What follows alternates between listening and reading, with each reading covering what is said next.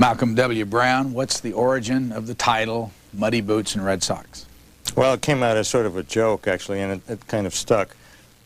In Vietnam, they used to say, Vietnam where I lived for about 8 years, they used to say that there were people who either listened to other people as to what the war was what it was all about, and those who went out and got muddy boots. I preferred the muddy boots. Red Sox go back a good deal farther. Back when I was a soldier in Korea, I came to loathe the color olive drab, and one afternoon, to my delight, at the 8th Army PX in Seoul, I discovered that they were selling a great bin full of red socks. So I bought the lot of them, figuring that by standardizing I could avoid the annoyance of losing socks in the wash when I got out of the Army, and I've worn them ever since. So these are sort of the two sides of my life, the boots and the socks. What led to this book now? I suppose the feeling that I'm probably nearing the end of my journalistic career and possibly my life, and while I still remember so much of the contemporary history that I was privileged to watch, I thought it would be nice to sort of leave some of it behind. It might be useful to my grandchildren, if no one else. I'm counseling them to take up careers in burglary because I'm not sure that journalism has a future, but in case it does, well, that's something to think about. End of your life, how old are you? I'm 62. What's your life expectancy? I have no idea. Actually, my genes aren't all that great, so I think if I make it to 70, I'll probably be doing pretty well. Where do you live now? I live in Manhattan, in the shadow of the Empire State Building. I was born and raised in New York City. I think I'd be quite happy to move away from the city at this point if the opportunity were to present itself. But I work for the New York Times, which is a fond and loving family for me. And have done so since 1967, I guess it was. What's your beat? Well, I'm technically called a senior writer, and I have been covering science for the last decade, but I have interpreted this to mean that since science covers just about every aspect of human activity, from crime to wars and so forth, that I can sort of do what I please, within the limits imposed by my very indulgent editors, of course. So I went to the Gulf War. I expect probably to be in Yugoslavia at least for a while because I lived there for 4 years. So I think that, you know, I have a very, very lucky, my life is terrific. It affords the greatest possible variety of experience, and that, after all, is why I became a journalist. The W in the Brown, Malcolm W. Brown name is? Well, it stands for Wild with an E at the end of it, and I know what you're getting at. I am my grandfather's first cousin was Oscar Wilde, who was famous for several reasons, one of them being his writing and another one being that he was a notorious homosexual at a time when it was very bad to be one. He was very much the family black sheep. Most of the other Wildes were doctors, respectable Dublin doctors. Oscar, who lived in London, was anything but respectable. And I'm afraid that as a kid, I tried to avoid telling my classmates what the W stood for. The fact that I can tell you now shows that perhaps I've become a little more outgoing than I was as a child. Did you ever read him? Oh, yes, absolutely. Do you like what he did? Yes, very much. His plays are marvelous. He had a tremendous wit. I wish that I could emulate him in some ways. So now I'm proud to have him on the family escutcheon. Your mother was a Quaker? Yes, a very dedicated Quaker who opposed war and killing in every way, shape, or form. She was one of the few people during the late 1930s, when war was looming in Europe and when the Spanish Civil War was raging, who advocated no war. She was opposed to, you know, most people in those days, most good people at any rate, like Hemingway, Orwell, and so forth, were saying that unless we go out and fight the fascists in the streets of Madrid and Barcelona, we're going to have problems with them elsewhere, and of course we did. My mother was always against war in all forms. I fell away from that point of view myself as an adolescent. For one thing, it seemed to me that there are times when you do have to fight, when the enemy is a clear and present danger, and if you don't fight him, you're just going to have to put up with the consequences. But you know, I was living in Eastern Europe, in Belgrade, as a matter of fact, during the period when Francisco Franco was dying in Spain, and he, of course, was the archetypical bad guy. He was the head of the Phalangists. He managed to extinguish by rather dirty means his enemies in Spain, and after he succeeded in 1939, he massacred anybody who had opposed him. And all in all, I think there were about 2 million people killed in the Spanish Civil War.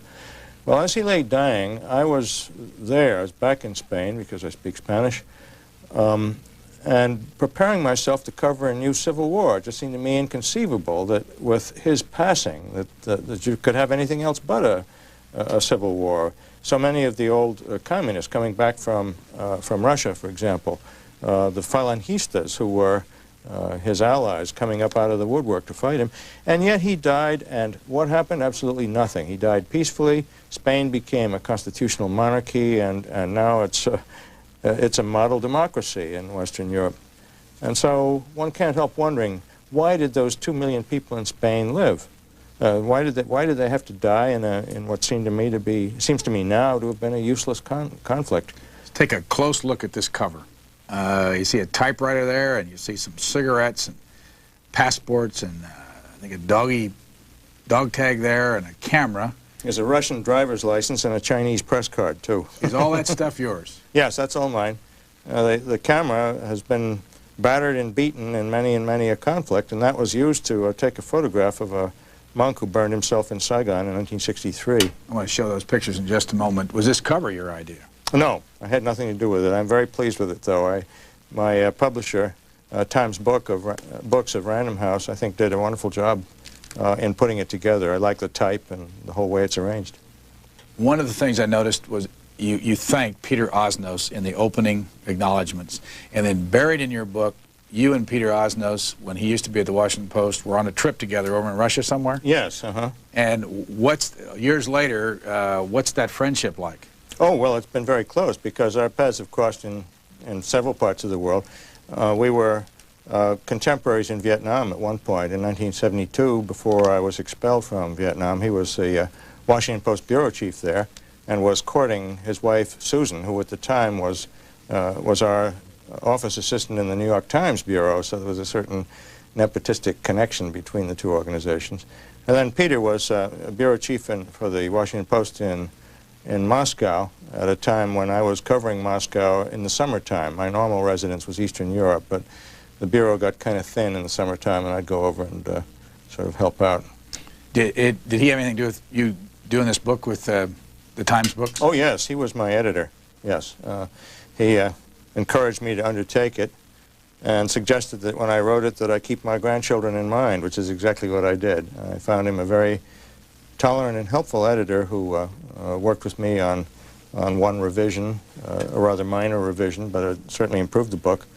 And I have nothing but gratitude and friendship for Peter Osnos. In your family, you mentioned your mother's a Quaker. What was your father? My father was actually born and raised a Catholic, but broke away from the Catholic faith when he sort of abandoned his roots in Los Angeles and came east to become an architect, which was a rather difficult thing to do during the Depression. He actually worked as an elevator operator and designing wooden squirrels for the park and anything that he could manage to do during the Depression. How many brothers and sisters? I have one sister and 2 brothers, all of them younger than me. The youngest brother died a couple of months ago. You lived in New York City for how long, and then where did you go to school? I was born in New York City, and in Greenwich Village, which is used to be sort of the bohemian and artistic quarter of Manhattan. In later years, it's become a rather dangerous area in some respects. I went to school, because my mother was a Quaker, I went to school at a Quaker school from kindergarten all the way through 12th grade, called Friends Seminary.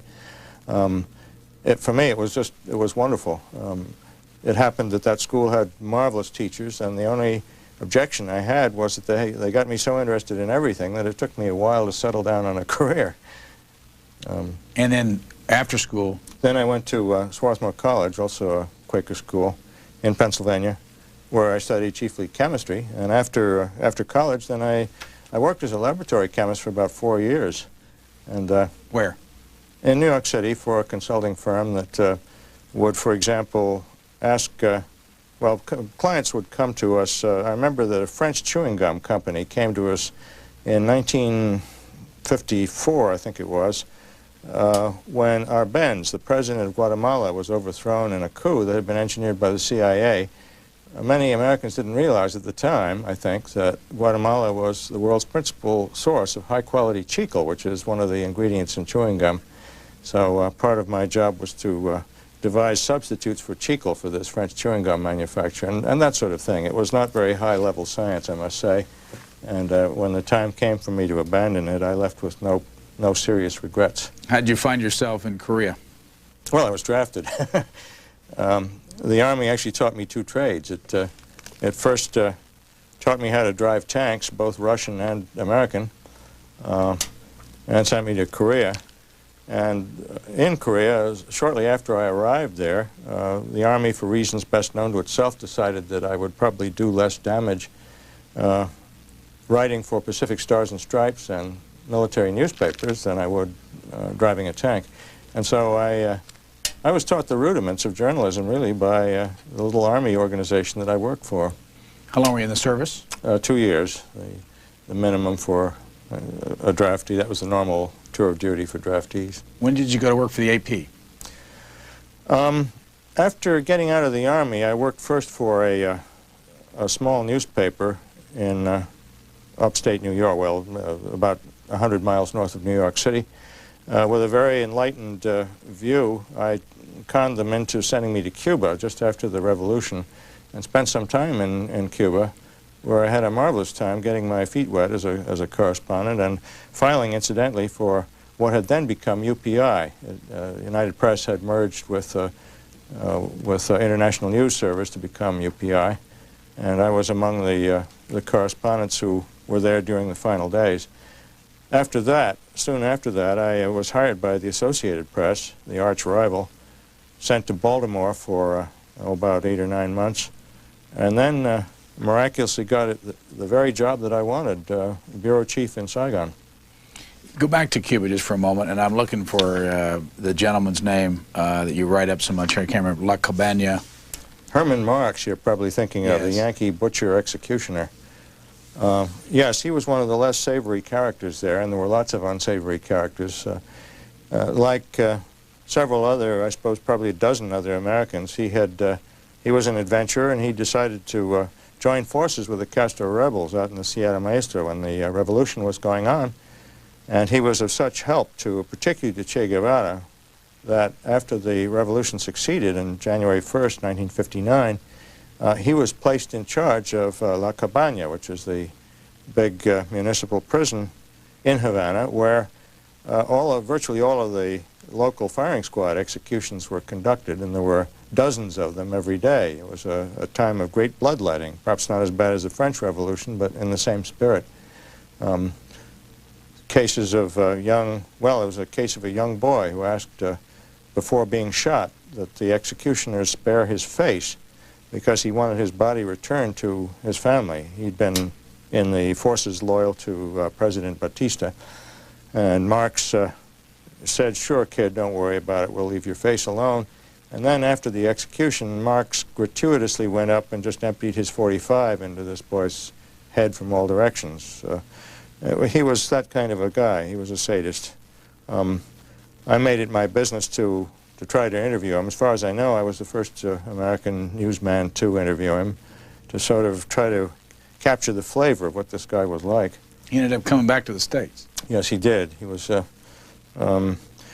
he and a girl who was working as a stringer for UPI and had become enamored of this guy, and I'm ashamed to admit that I introduced the two of them.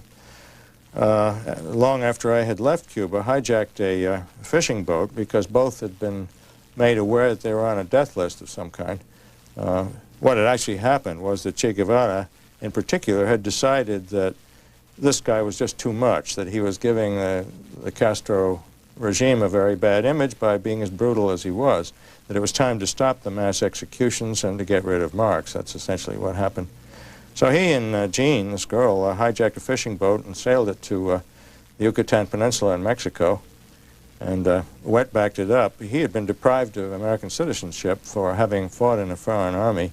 The two of them made their way back up into the United States and to New York, where this girl had an apartment. He took to beating her up, and Bobby Kennedy, who was Attorney General at the time, took a very active interest in the case because it was this was such a high-profile lowlifer that it simply wouldn't do to leave him loose in the United States. So he sicked the Immigration and Naturalization Organization on him, among other things, and tracked him down to Gene's apartment. And that began a very interesting legal tussle because the American Civil Liberties Union and some other organizations argued that you couldn't send Marx back to Cuba because he was under sentence of death there, and that would be sort of the equivalent of executing him. They also ruled that since there was no precedent for, I mean, they held that there was no precedent for expatriating an American citizen, that it just hadn't been done before, even if he had violated the rules. So in the end, they simply gave up. And he came to a bad end, I believe. He took to beating up this girl. By this point, I was in Vietnam, and she sort of sought refuge with my mother for a time, and eventually the cops got him, and he was tried for assault and battery and one thing or another.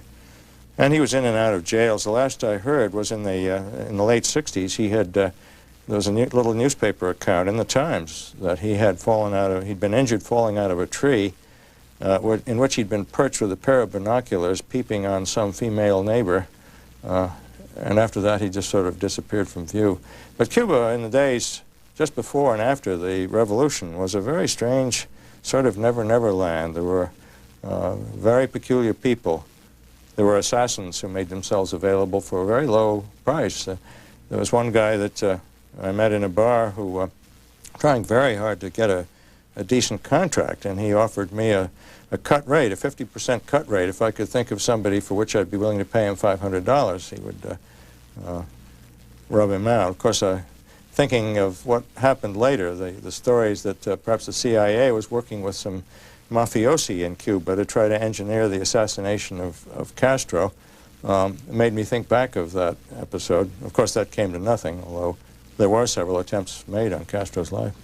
How long did you work for the AP? Let's see, I joined them in 1960, and I left them in 1965.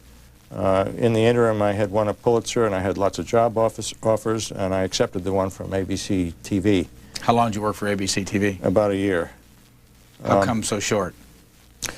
I guess I became a little bit disenchanted. It seemed to me that there were a lot of things that I wanted to say about the Vietnam War, and it was very difficult to say them when I was doing a stand-upper against a background of howitzers firing or some other distraction that really didn't bear directly on what I wanted to say. I remember in particular, I was trying to talk about the probable effect on the Vietnam economy of the great influx of American troops, which seemed to me a very significant thing. And by the way, that was a factor in the degeneration of the war in some respects.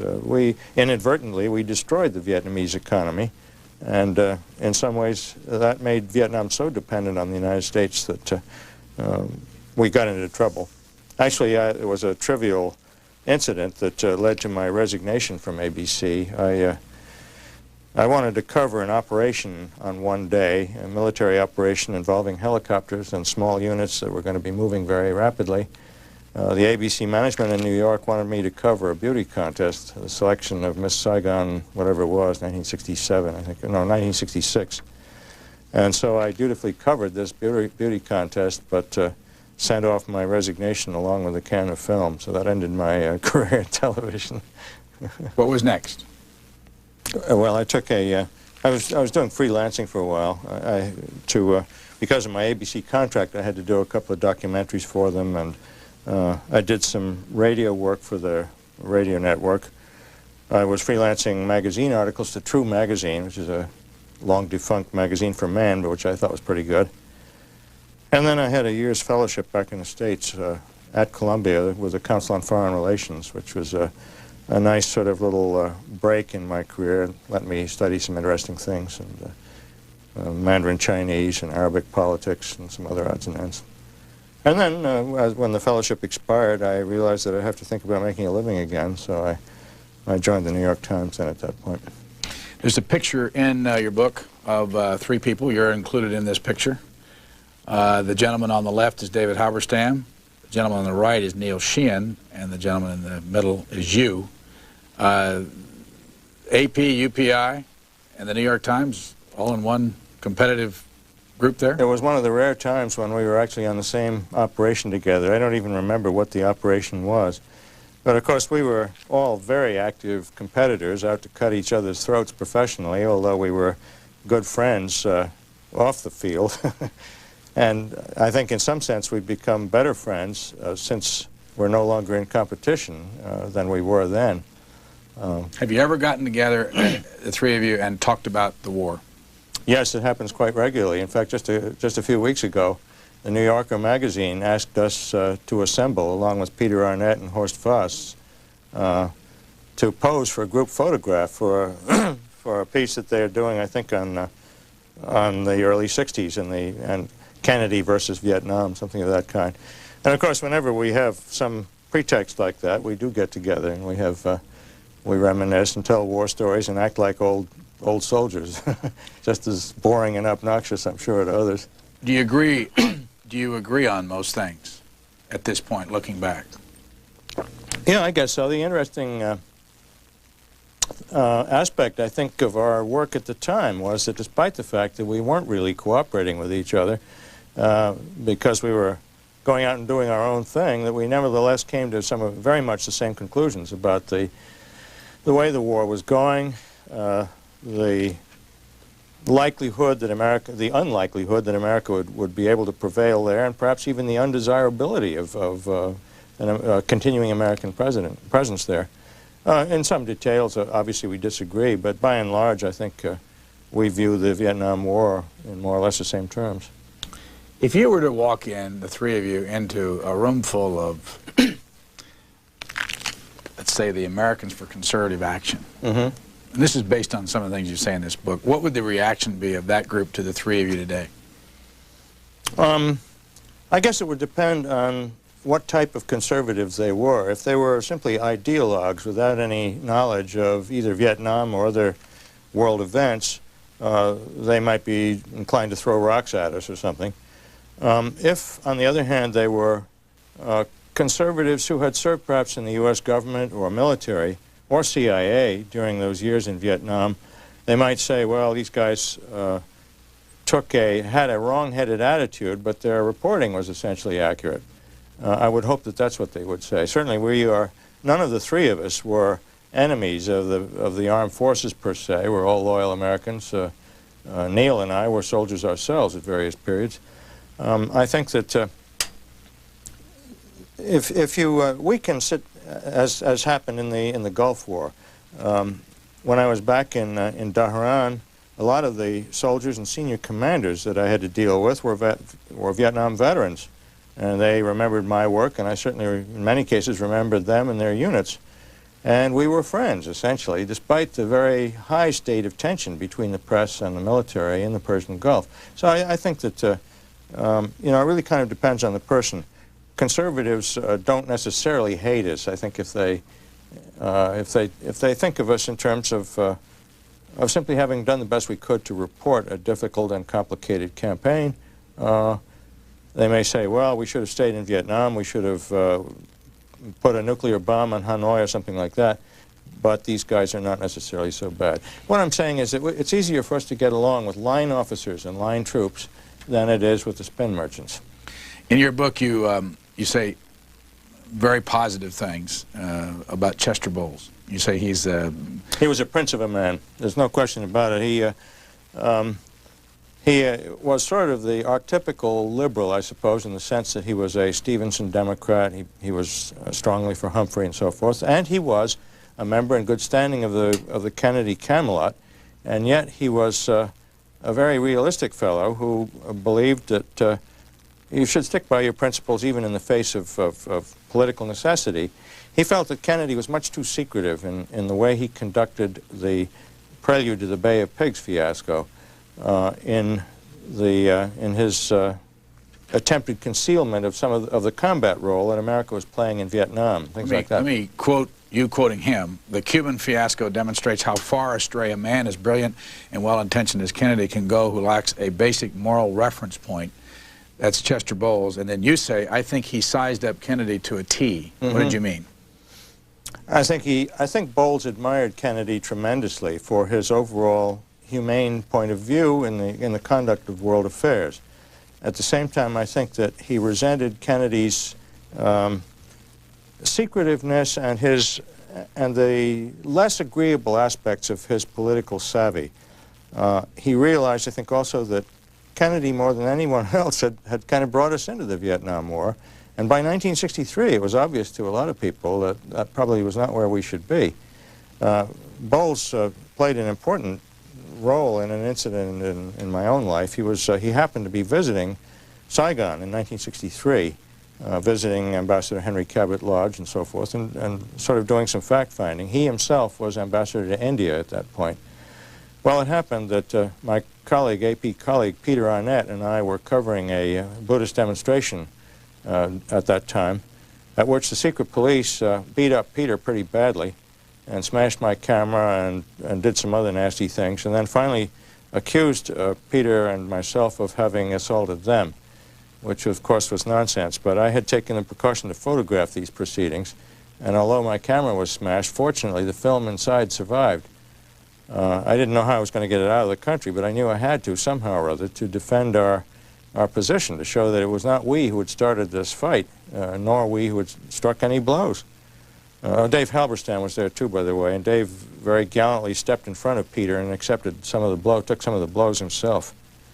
So the question was, how was I going to get out this film? Well, I ran into Chet Bowles and asked him if he were leaving the country, if he would mind smuggling this film out for me. He agreed right away. It went out, it went to the AP, it was distributed on the wires, and the case against Peter Arnett and myself was promptly dismissed on the strength of that, because Washington said, look, this is nonsense, you do that and we're liable to cut off aid to you, speaking to the Vietnamese government.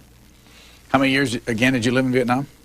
I figure about 7. It was 5 years continuously for the first stint, from 61 to 66, and then I was back a few times. I spent quite a long time in 72 and early 73 until I was expelled.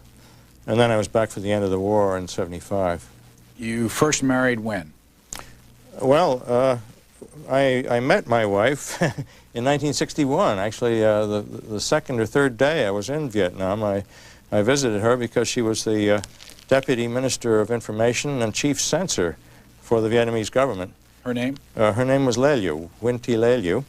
Are you still married? Oh, yes, very happily so. How many years have you been married? Well, ever since, let's see, 1965 we were married, so whatever that is, it's really a quarter of a century, most of our adult lives. Do you have children? No, not, I do by a previous marriage. And how did it come that you ended up marrying a Vietnamese woman? Well, we were adversaries at first, of course. It was her job. The government was furious at me most of the time, the Saigon government in the early 60s, and the information ministry was felt that I had to be called onto the carpet for chewing out about once a week.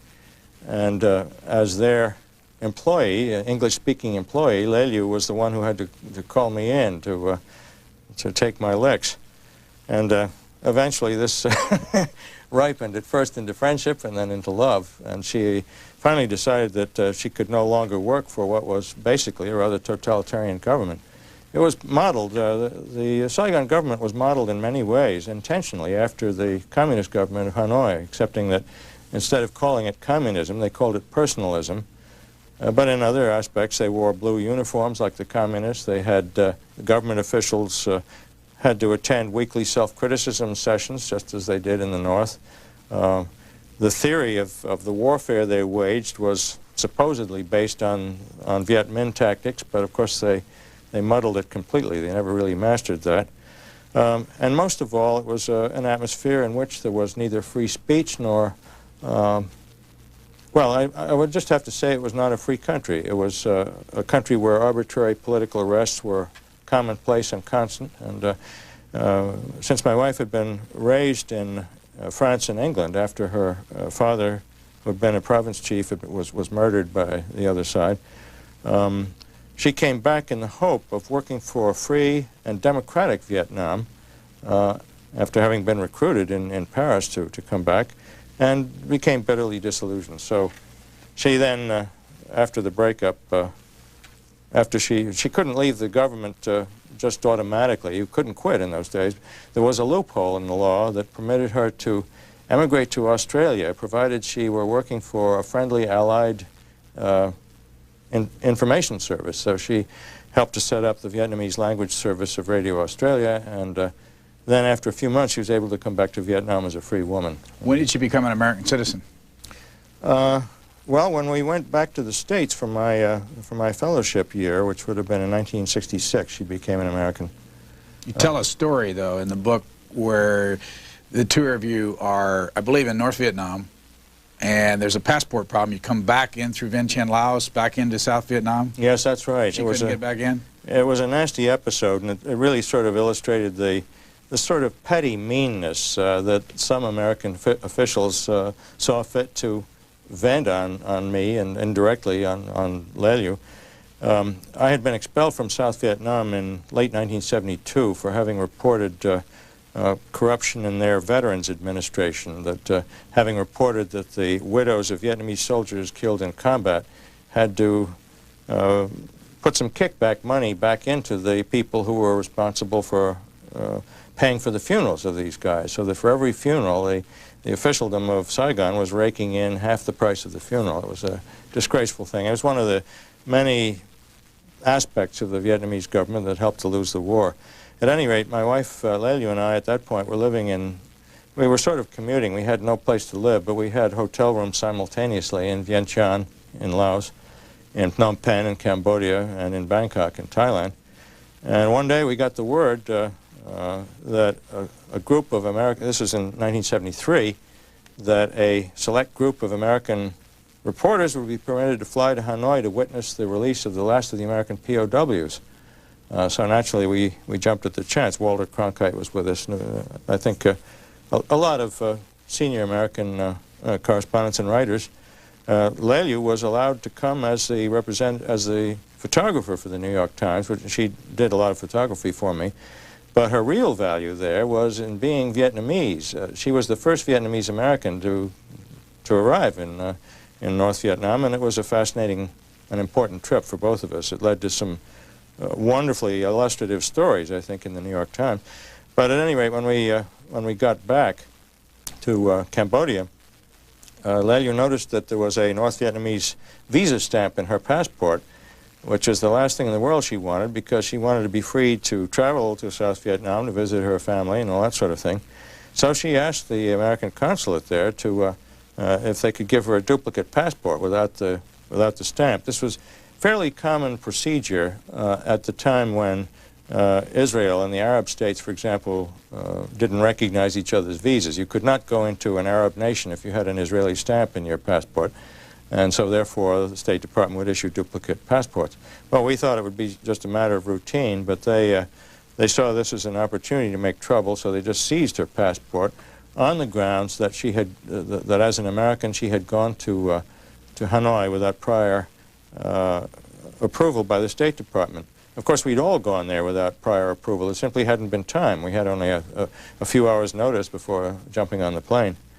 Well, the Times has some influence in Washington, and naturally they wouldn't put up with this, so we had the thing fixed quite rapidly. But that was the sort of petty thing that they would do sometimes. Without a passport, of course, you can't travel anywhere. It's you become a stateless person. Your Pulitzer, what did you win it for? The Pulitzer Committee doesn't ever say, but I think basically it was for coverage of the political events and war as they unfolded in 1963. It was a tempestuous year. Dave Halberstam was my co-winner. We were both awarded the prize for the same reasons. At the same year, I took a photograph of a burning monk, which was submitted for a Pulitzer in the photo department. The Pulitzer that year, however, was awarded for the famous Dallas Morning Herald photograph of Jack Ruby shooting Lee Harvey Oswald. But at any rate, this series of pictures sort of made me famous overnight because they were simply so horrible. And it happened that I was the only one present to do it, to photograph it. And How did it happen? How did this whole event take place, and how did it happen that you were there taking photographs? The Buddhist monks had been conducting anti-government demonstrations for about a month and a half prior to this incident, demanding certain changes in what they regarded as a kind of a pro-Catholic bias on the part of the government, which made it difficult for Buddhists to hold high-ranking jobs and all that sort of thing. It was essentially a political protest movement rather than religious. They conducted these street demonstrations virtually every day, and I think most of the resident correspondents in Saigon got thoroughly sick of having to get up at 5:30 or 6 every morning and march around with the monks when nothing much was happening. But the monks had threatened sometime in advance that unless they got their way in some of these political matters, that they would commit some protest suicides, either by disembowelment or burning. And I think after a while, my brother correspondents simply couldn't take them seriously because nothing ever happened. But as a wire service man, I couldn't afford to take that chance, so I just kept covering them day after day. And on this particular occasion, I was the only one there. It was a procession of, I guess, about 200 or 300 monks, all of them on foot, excepting for those at the head who were riding in an old gray Austin. There was a driver in that car, 2 younger monks, and this old monk named Thich Quang Duc, all of them in orange saffron robes, chanting. We marched as far as one of the street corners in Saigon, the corner of Phan Dinh Phung, and all at once the whole group stopped and formed a circle. Thich Quang Duc and his 2 acolytes got out of the car, walked to the center of this intersection, put down a little cushion. Thich Quang Duc seated himself in the lotus position on this. The 2 young monks then got out a jerry can of gasoline from the car and poured it all over him. And he lighted a match and set himself afire. And the rest of us watched in horror. I think it was one of the worst things I've ever seen. I've seen a lot of death. Thich Quang Duc, I think, took about 8 or 10 minutes to die. It was not a rapid death. His face was clearly in agony. The whole region was just pervaded by the smell of burning flesh by the time he finally collapsed and fell over. I was able to, I guess, continue watching just by refusing to perceive what I was seeing and concentrating on the details of making sure that the exposure of my film was correct, and it was that the camera was working properly and so forth. That's one of the things you do. I think all journalists do when they are confronted with something really ghastly. They can sort of defend themselves by working and trying to not be conscious of the thing that they're recording. What was the impact of that, and who published it? It was published all over the world. Many morning newspapers in New York, in the United States, refused to publish it on the grounds that it was just too awful a picture. The New York Times among them, by the way. The Times did not publish it. Never published that picture? Never published it, no. Some interesting surveys were done by, I think the Columbia School of Journalism was one of them, to sound out newspapers as to whether they had run this photograph or not, and why, whichever way they answered. And I think it was sort of interesting. I think possibly today the Times would run it. But I do know that it made an impact on the White House. Ambassador Henry Cabot Lodge told me later that while he was being briefed by President Kennedy to take up his new assignment in Saigon, that he had noticed this photograph on Kennedy's desk, and that Kennedy had commented that this is really bad. We're going to have to do something about that regime. And in fact, Washington did do something about that regime. This immolation took place in July, and it was on November the 1st of 1963 that Diem was overthrown by his generals, who had been, most of whom had been in touch with the CIA's Lou Conine and some of the other senior CIA officials who had made it clear that the United States would not oppose a coup. So it's been argued that that photograph had an indirect role in destroying the Diem regime. How true that may be, how can one tell historically after the fact? I certainly don't know. In your opinion, when you were in Vietnam, who played it straight with you, people that we would know the names, and who didn't? Well, certainly Lodge, I think, was more honest than most of the U.S. officials that I had known. Who was he? Henry Cabot Lodge had been Nixon's running mate in their unsuccessful campaign against Kennedy. Lodge had remained in politics and had, paradoxically, was appointed by Kennedy, his old foe, to take over as ambassador in Saigon during that critical summer of 1963. Who was the most dishonest? I guess I would have to say that the person that I disliked most was not actually in Saigon. He was in Washington. His name was Arthur Sylvester, and he was Assistant Secretary of Defense under McNamara. And when he said that every government has the right to lie to defend its interests, he meant it. Did you ever confront him? Oh, yes, frequently. And particularly when I was on occasional home leaves, I'd be on the same platform, speaking platform with him I remember at Cornell one time and various university places. I found him a thoroughly disagreeable guy in every sense, and I couldn't imagine that he had ever been a journalist or pretended to be a journalist in his earlier life. Because he would lie gratuitously, it seemed to me. Was he editor of a Newark paper? That's right, yes. Newark News. Let me read something you said in this book. The real problem of aging is one's loss of humility and a corresponding gain in one's intolerance of errant foolishness. That just didn't pop into that book, did it? No, it certainly didn't. You've thought about that. Absolutely, Let me read it again. The real problem of aging is one's loss of humility and a corresponding gain in one's intolerance of errant foolishness. What do you mean? As one gets older, as I get older, I find that I have to be brought up short every now and then, or I sound off a little bit too positively. I think that the world is never a simple place. If one ever starts to assume that one knows what's going on, either because of past experiences or just by instinct, we tend to get ossified as we get older. We tend to say, well, it doesn't matter, there are a few facts here and there that tend to conflict with my perception of things, but I know I'm right. Well, as soon as you do that, you're no longer an adequate journalist, I think.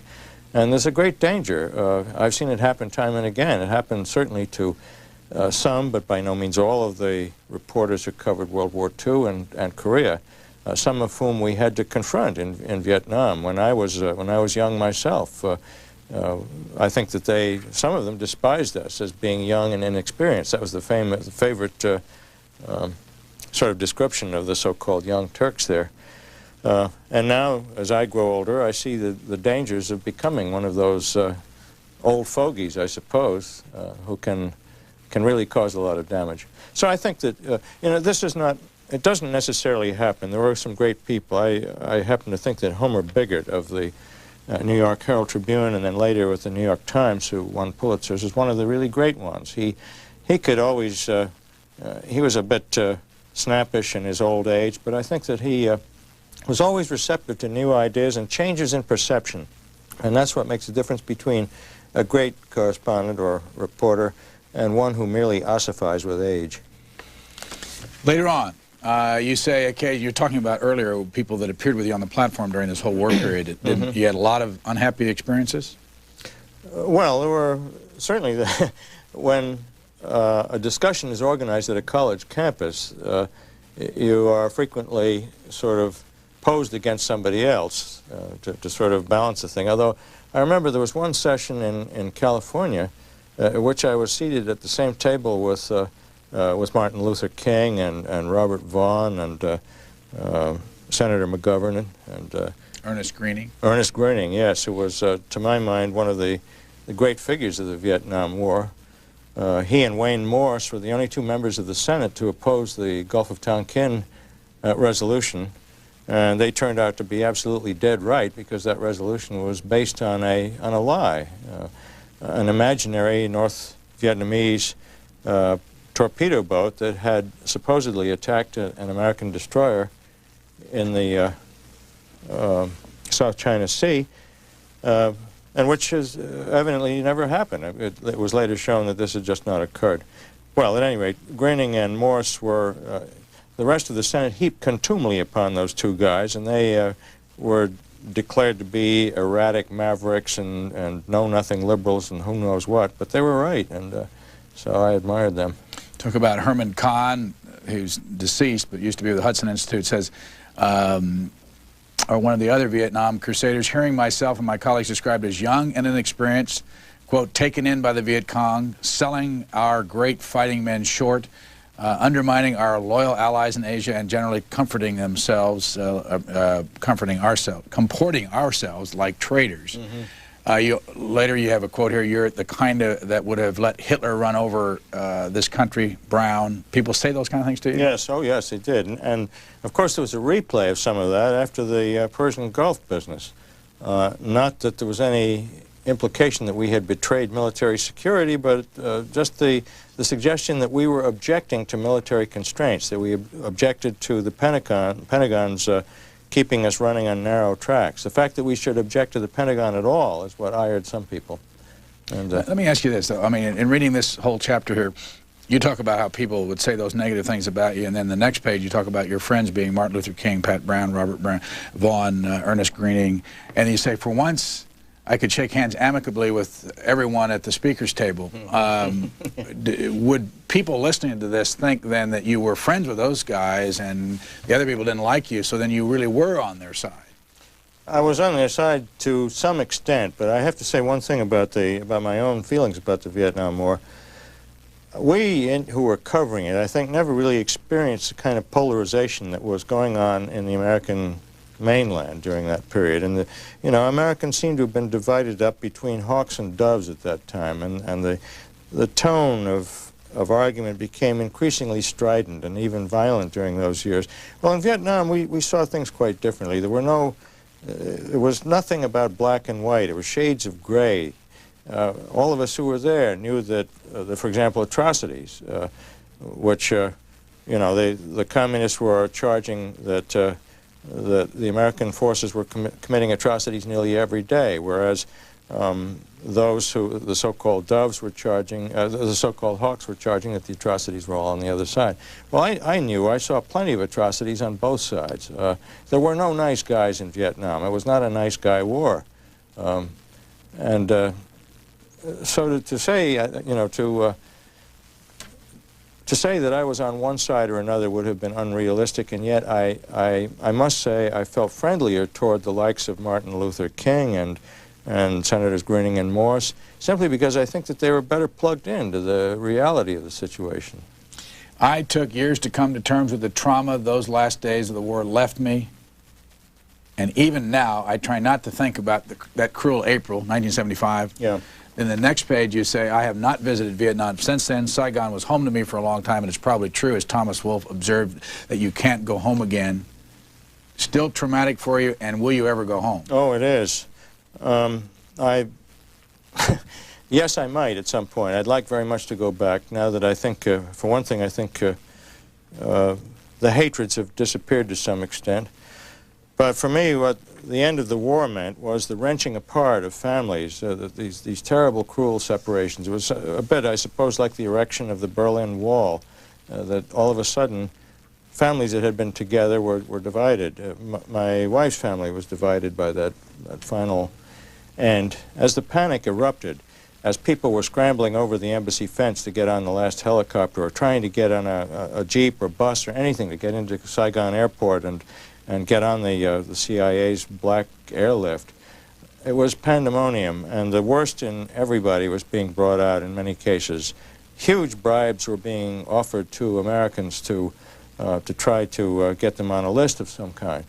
And there were Americans who were fraudulently advertising themselves as purveyors of these golden passports, in effect, who would sort of haunt haunt Saigon Airport or some of the downtown bus stations, spotting senior Vietnamese officers that they knew would probably be wanting to get out and say, well, I can probably arrange something for you, but it's going to cost you.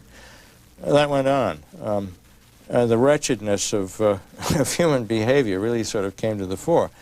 At the same time, there was nobility in some cases, too, people who made tremendous personal sacrifices to see their families survive. Vietnam has been no bed of roses since the end of the war either. There were the re-education camps in which tens of thousands of people were imprisoned for a long period of time. The economy of the country is completely shot. There has been no liberalization of the political regime, particularly in the South, which has continued to be ruled as a colony by the North. North and South Vietnam are ethnically quite different. Their languages are differently accented, they eat different foods, they have different social customs. And so South Vietnam has been ruled as a colony since then. These are all things that combine to have made me reluctant to think about going back to Vietnam. Since then, you've lived in Yugoslavia and in South America and in Pakistan, and you've been to Bangladesh, and you've covered Central America, and then go on and on. But I want to read you, there's a chapter in here about the Third World. I want to read you a paragraph and ask you to expand on it. The brutal fact is that most of the people of Bangladesh, indeed most of the people living in the Third World, are unneeded and unwanted by the rest of the human race and living in lands that simply cannot sustain them. Is it hopeless? I certainly have not seen any grounds for hope, particularly in Bangladesh or in some African nations or in some other South Asian nations, simply because population is outrunning resources, and it's a logarithmic curve. The worse it gets, the worse it gets. Bangladesh has, we calculated at one point, just after their revolution against Pakistan and a monsoon, that they had lost about 1 million people in the space of about 3 months, I guess. The UN demographers calculated it would take only 83 days to grow back another 1 million people in Bangladesh. Now I think the number is down to 50 or something.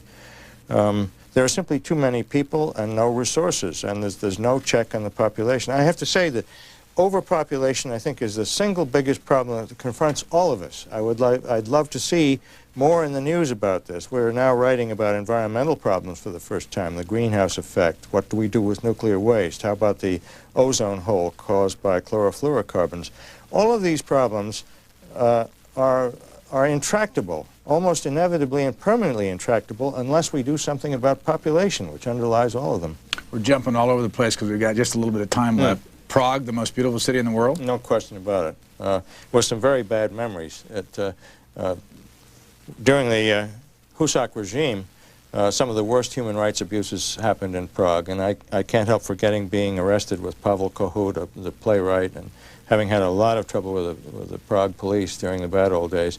I've been back there recently in November, and it's now a very changed place, so it's a wonderful tourist spot. Beautiful city. Near the end, you're right, there's Antarctica, a gleaming white continent that seems the more beautiful for its resistance to human colonization. I return there every few years to recharge my spiritual batteries, such as they are. What's the "such as they are" comment? Well, I'm not a spiritual person, and I guess it's the sort of release from the heavy-handed politics of the outer world. I think that a region has to be judged in terms of the number of people and the number of penguins that it may have, and the fewer people and the more penguins, the better it is. But there's a spirit of exploration there. It's like living at the edge of outer space, at the fringes of human civilization, where the only things that seem to matter to most people are the science and the beauty of the place. And I love it. It's I can come back from Antarctica and be friendly with my fellow human being once again. Have you missed anything? In Antarctica? No. In other words, in your life? Yeah, I guess I've missed the stability of having raised a family, I suppose, in the conventional way. These are your kids? Yes. I've certainly missed the kind of career that I suppose I could have made if I had opted to be an editor or sort of go up the journalistic ranks rather than remain as a reporter, which is what I've done. On the other hand, I would have missed the tremendous variety of experience that attracted me to journalism in the first place. So, on the whole, I've been, I think, marvelously lucky. I've had my cake and eaten it, too. So I don't think I've missed much. What's your favorite chapter in this book? Probably where I'm trying to draw some conclusions about where the world ought to be going right now. And I think, at the risk of sounding a crank, I worry a lot about overpopulation. I think that my own paper included have not really, doesn't devote enough space to looking into the real horrors that await us unless we do something about it. Another book in you? Not for now, for maybe at some point, but if so, it'll probably be on some scientific matter rather than politics, I would guess. Was this book hard to write? Yes, parts of it were very hard to write because there are things in there that I've never really told anyone, and I had to sort of, it's like going to a father confessor or to a psychoanalyst, I suppose. What are the things you've never told me? Some of my feelings about leaving Vietnam. For one thing, after the fall of Saigon, I haven't written about Vietnam at all. This is the first time I've sort of girded up my loins to do it. Any reaction to the book so far that surprises you, from either reviewers or friends or people that have read it? The reviewers have been very kind. It's only been out in the stores, I guess, for about a week now, so I'm sort of waiting for the verdict to come in. But one of my daughter professes to like it, and so I'm pleased with that. What do you hope the book does? I hope to leave something of value from my otherwise worthless life to those who come after me, not just my own family, but other journalists. I think that I found, for example, that in the Persian Gulf, that I had advantages that my younger colleagues didn't, and I was able to share some of them with them. And I think they were grand correspondents, by the way. The new generation of reporters in this country, I think, are just terrific. And if I could give some advice to young journalists, as I did to some of my colleagues in the Gulf, then that might be useful. I have no illusions, though, that I'm doing anything of lasting worth here. Perhaps it just feeds a monstrous ego. This is what the cover of this book looks like. The title, as you can see there, is Muddy Boots and Red Socks, and the author is Malcolm Wild Brown. We thank you very much for joining us. Thank you very much for having me.